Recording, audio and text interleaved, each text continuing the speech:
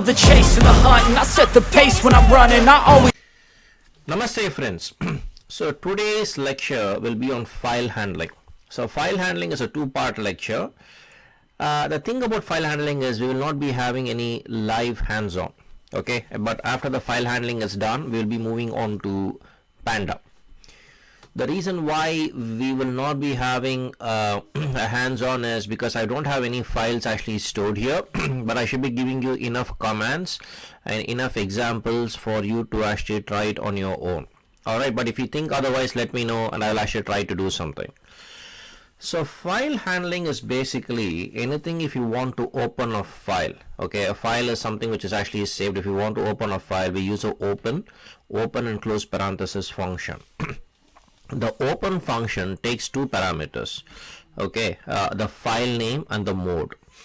So R is read, W is write, X is create. So if you are actually like, there is something called as RWX, which is a 777 property, which is read, write and execute property. So it is more or less the same here, R, W and X. Okay, so A is for append.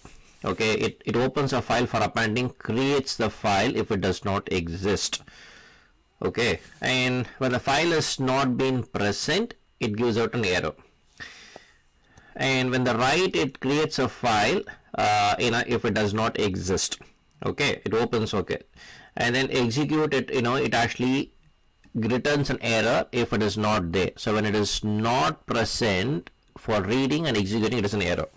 In the remaining case, it actually presents something, and these are all the commands that you need. So how I would do, the small t is a text, the small b is a binary. So the syntax for opening is, as I said, like open, close and open parenthesis. Now say suppose if I have a file name like demo file or pras file, I would say open demo file.txt. Okay, and this is the same as comma R comma T.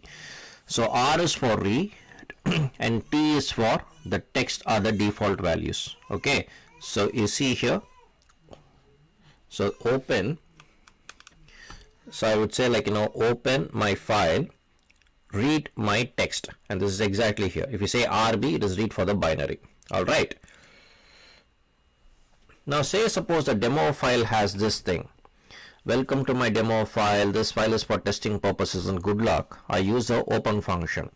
I use a read function. I say open this read, and then I say print f dot read open and close parenthesis. So the entire this thing goes to my f. So this becomes f dot read, and this is what we actually saw here. Okay, read, write, execute, append.